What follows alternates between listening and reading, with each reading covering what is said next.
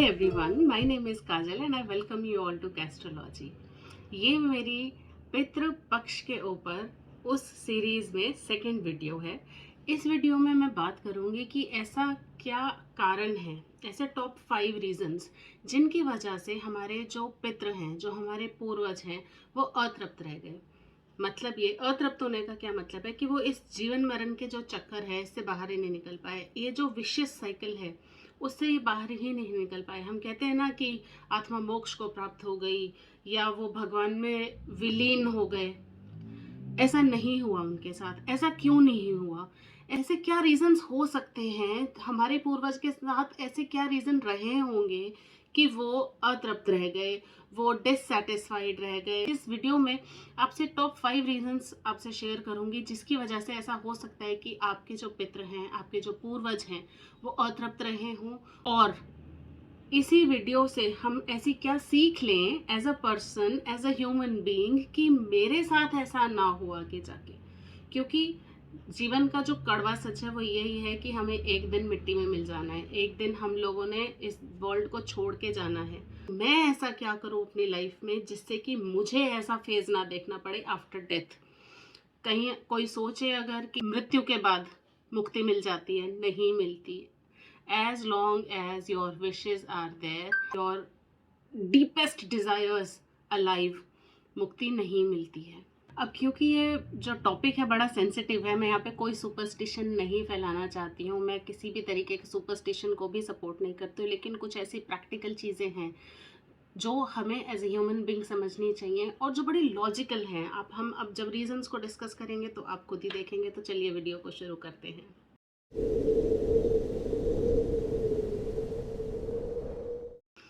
Number 1, आपकी इच्छाओं का अधूरा रह जाना। तो ऐसा पहले ज़माने में बहुत होता था कि लोगों के पास ना रिसोर्सेज नहीं होते थे। लोगों के पास इन चीज़ों को, अपनी इच्छाएं तो बहुत होती थी लेकिन रिसोर्सेज नहीं होते थे कि वो अपनी इच्छाओं को पूरा कर लें। कुछ खाने का मन है, पैसों की कमी है, कहीं जाने का मन है, आने जाने का साधन नहीं है, किसी कम्युनिकेशन का कोई साधन नहीं है, फैसिलिटीज़ ही नहीं है, जगह के बारे में कोई नॉलेज नहीं है। तो लैक ऑफ नॉलेज की वजह से, लैक ऑफ फैसिलिटीज़ की वजह से और कई बार लैक ऑफ फाइनेंसिस की वजह से या फिर हमारे फैमिली प्रेशर्स की वजह से उनकी बहुत सारी इच्छाएं अधूरी रह जाती थी। उनकी कैसी भी डिज़ायर्स हो सकती हैं। आपकी भूख से रिलेटेड किसी चीज़ को खाने की डीपेस्ट डिज़ायर, आपकी प्यास से रिलेटेड किसी से हेट्रेड, जो आपकी इच्छा थी कि मैं इसका कुछ ना कुछ ऐसा बिगाड़ दूं, बीमारी हो जाए, या फिर किसी से डर लग रहा है, इतना ज़्यादा डर लग रहा है कि वो मरने के बाद भी डर दूर नहीं हो पाया, या फिर मुझे किसी चीज़ का लालच है। लालच में भी लोग इतना ज़्यादा लालच वाली डिज़ायर को अपने अंदर भर लेते हैं कि वो आफ्टर डेथ भी उससे छूट नहीं पाते। उस इच्छा को पूरा करने से उनकी पहले डेथ हो गई हो। तो ऐसी जो जब डीपेस्ट डिज़ायर्स होती हैं तो आप इस बात को कभी भी नहीं मना कर पाएंगे कि वो डिज़ायर्स आफ्टर डेथ भी रहती हैं।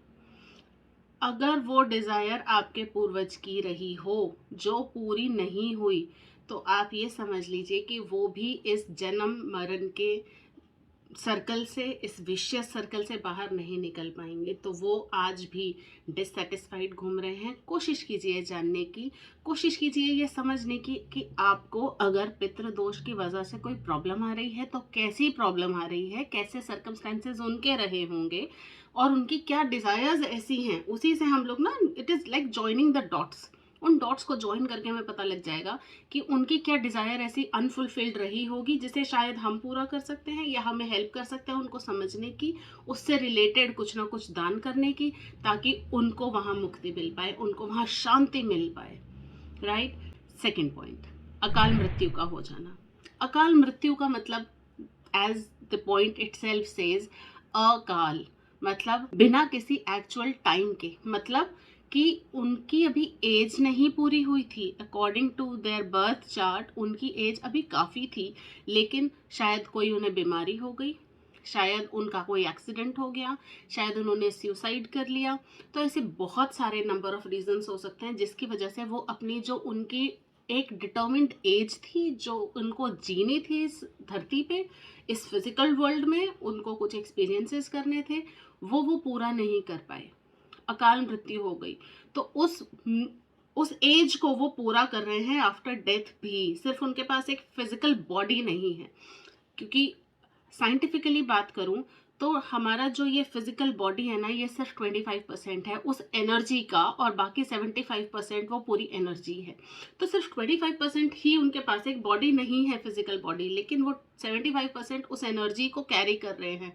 वो कहीं ना कहीं हैं present, they are around us, they are maybe protecting us, they may be disturbing us, or maybe they are not doing anything, लेकिन वो कहीं ना कहीं डिससेटिस्फाइड हैं क्योंकि उन्होंने अपनी उम्र को पूरा नहीं करा। As soon as they will complete their age, जैसे जैसे वो अपनी एज को पूरा करेंगे, जितना कि उनकी लाइफ के लिए लिखा हुआ था, जितना कि उनके हॉरोस्कोप में डिटरमिन्ड था, तब तक वो इस वर्ल्ड से मोक्ष को नहीं पा पाएंगे। तब तक वो इसी अंधकार में, इसी विदाउट अ फिजिकल बॉडी रहेंगे, और जब उनकी उम्र पूरी हो जाएगी तो वो आगे परमात्मा में विलीन हो जाएंगे। थर्ड पॉइंट सेज बुरे लोग, जो बुरे लोग होते हैं उन्हें भी मोक्ष नहीं मिलता। ऐसा क्यों है कि हम हमेशा कहते हैं कि बुरे काम नहीं करने चाहिए? ऐसे क्यों करना कहते हैं कि किसी के दिल मत दुखाओ, चोरी नहीं करनी चाहिए, कभी किसी का सामान नहीं उठाना चाहिए, कभी किसी की फीलिंग्स को हर्ट नहीं करना चाहिए, कभी किसी से बद्दुआ नहीं लेनी चाहिए? ऐसा क्यों कहा जाता है? अपने सभी को, बड़े बुजुर्गों को, इवन जो पेरेंट्स हैं वो भी अपने बच्चों को यही समझाते हैं कि इन सब चीज़ों का आपको ध्यान रखना चाहिए। वो इसलिए क्योंकि जब वो ऐसा काम करते हैं, जब हम लोग ऐसा काम करते हैं, तो हम अंदर से तो हम जानते हैं कि हम गलत कर रहे हैं, अंदर से हमारे अंतर्मन को पता है कि दिस इज़ नॉट राइट, हमारे सबकॉन्शियस में वो फीड हो जाता है। और जब वो फीड हो जाता है और हम बुरे काम फिर भी कर रहे हैं, तो मरने के बाद भी हमें मुक्ति नहीं मिलती। ऐसा मेरे पूर्वजों के साथ ज़रूर हुआ, हो सकता है, क्योंकि मैंने उन्हें नहीं देखा, मैं उन्हें नहीं जानती, मैं उनके सर्कमस्टेंसेस को नहीं जानती, मैं उन्हें पर्सनली नहीं जानती, तो हमने सिर्फ सुना है उनके बारे में। उन बुरे कर्मों को भोगने के लिए भी उन्हें इसी धरती पे रहना पड़ता है, आफ्टर डेथ भी। हम उनसे माफ़ी मांग सकते हैं और एट द सेम टाइम हम उन्हें माफ़ भी करेंगे ज़रूर, तभी उनको मुक्ति मिलेगी। फोर्थ पॉइंट सेज ज्ञान शून्य लोग। ज्ञान शून्य लोग कौन से होते हैं? ज्ञान शून्य लोग होते हैं जिनको अपने विवेक को यूज़ करना नहीं आता, क्या सही है क्या गलत में डिफ्रेंशिएट नहीं करना आता। उन्हें सिर्फ अपनी लाइफ ना काटने से मतलब है, जीने से कोई मतलब नहीं है। तो अगर हम सिर्फ जी रहे हैं, हमने कॉन्शियसली कोई एफर्ट नहीं करा किसी का अच्छा करने के लिए, कॉन्शियसली कोई एफर्ट नहीं करा किसी को हेल्प करने के लिए, कुछ डोनेशन करने के लिए, तो अगर हम सिर्फ अपनी ज़िंदगी काट रहे हैं, अगर हम सिर्फ एक के बाद एक दिन गिने जा रहे हैं और एक दिन ऐसे ही हम लोग मृत्यु को प्राप्त हो जाएंगे, ऐसे ही हम लोगों की एक दिन डेथ हो जाएगी, तो हम अंदर से जानते हैं कोई धर्म नहीं किया, हम अंदर से जानते हैं किसी की हेल्प नहीं करी, तो फिर एक अनचाहा अननोन डर हमारे अंदर रहेगा कि पता नहीं वहाँ जाके क्या होगा। हमने ये सुना है कि बुरे लोगों के साथ ऐसा होता है, हमने ये सुना है कि अगर कोई दान नहीं देता तो ऐसा होता है। उस डर के मारे भी कई लोग उस परमात्मा में विलीन होने से डरते हैं। होता क्या है, जितना कि मैं जानती हूँ, जब किसी की भी डेथ होती है तो वो एक फॉर्म ऑफ लाइट फॉर्म करता है। वो लाइट उस जो एक सपोज ये 100 वॉट का बल्ब है, तो वहाँ एक 1000 वॉट का बल्ब जल रहा है, उसमें उसको मिक्स हो जाना है, वो लाइट उसके अंदर मिक्स हो जाएगी। तो इसे कहते हैं परमात्मा में विलीन होना। तो अगर मैं डर रही हूँ यहाँ पे, मेरे को पता है मैंने बुरे काम करे हैं, मेरे को पता है मैंने कोई अच्छा काम नहीं करा, कोई दान पुण्य धर्म कभी कुछ नहीं किया, पशु पक्षियों को सताया है, हमेशा झूठ बोला है, हमेशा किसी ना किसी की बद्दुआएं ली हैं, हमेशा किसी ना किसी को फंसाया है झूठ बोल के या कुछ भी करके, तो हम आफ्टर डेथ उस सुप्रीम पावर में मिलने से अपने आप को रेजिस्ट करते हैं, नहीं मिलना चाहते। वो आत्मा नहीं मिलना चाहती उस सुप्रीम पावर से, क्योंकि उसे डर है कि पता नहीं मेरे साथ क्या गलत हो जाएगा, मेरे साथ मुझे क्या क्या भुगतना पड़ेगा। उस ना मुझे भुगतना पड़े उसके लिए वो इस फिजिकल वर्ल्ड को छोड़ते ही नहीं है, वो उस परमात्मा से मिलते ही नहीं। फिफ्थ पॉइंट इज गलत धारणा या गलत मान्यता का होना। इस चीज़ में इम्पोर्टेंट आता है सबसे ज़्यादा हमारे सबकॉन्शियस माइंड का रोल, हमारे थॉट्स का रोल, जो मैं अपने मन को हर बार समझाते रहती हूँ। अगर कोई हमारे एंसेस्टर्स या पूर्वज ये मानते थे कि मरने के बाद तो हमें सो ही जाना है, हमें चिरकाल तक सोना है, या कोई ये मानते थे कि अरे इसके बाद इससे क्या फ़र्क पड़ता है, उसके बाद तो मैंने मर ही जाना है, अरे ये कर लो उसके बाद तो मर ही जाना है, तो उनके सबकॉन्शियस ट्यून हो गया कि इसके बाद तुम्हें मर जाना है, इसके बाद तुम्हें कुछ नहीं करना। जबकि एज पर हमारे शास्त्र जो वेद पुराण है वो ये कहते हैं कि मरने के बाद आपका एक्चुअल काम शुरू होता है कि आपको परमात्मा में लीन होना है, आपको वो एफर्ट्स करने हैं।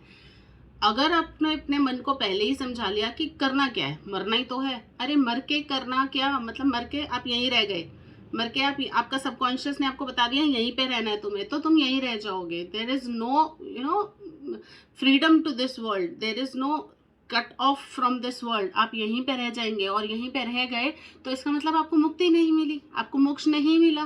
सो दैट मीन्स कि आपको अपने सबकॉन्शियस को ट्यून करना है। अगर आपको ये पता है कि आफ्टर डेथ भी मुझे जाके परमात्मा में लीन होना है, मुझे आफ्टर डेथ मुझे अपने कर्मों का हिसाब देना है, तो अभी से आप कर्म अच्छे करेंगे, अभी से आप कुछ डोनेशन शुरू करेंगे, अभी से आप सच बोलना शुरू करेंगे, किसी को नहीं सताएंगे, किसी के साथ झूठ नहीं बोलेंगे, किसी के साथ धोखा नहीं करेंगे।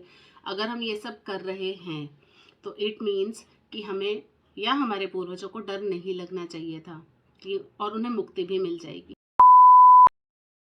मैं आप लोगों से ये बात क्यों शेयर कर रही हूँ, मैंने क्यों ऐसे पॉइंट्स आपको बताए जिसकी वजह से मैं ये जान सकती हूँ कि मेरे पूर्वज, मेरे एंसेस्टर्स शायद आज भी भटक रहे हों इस दुनिया में।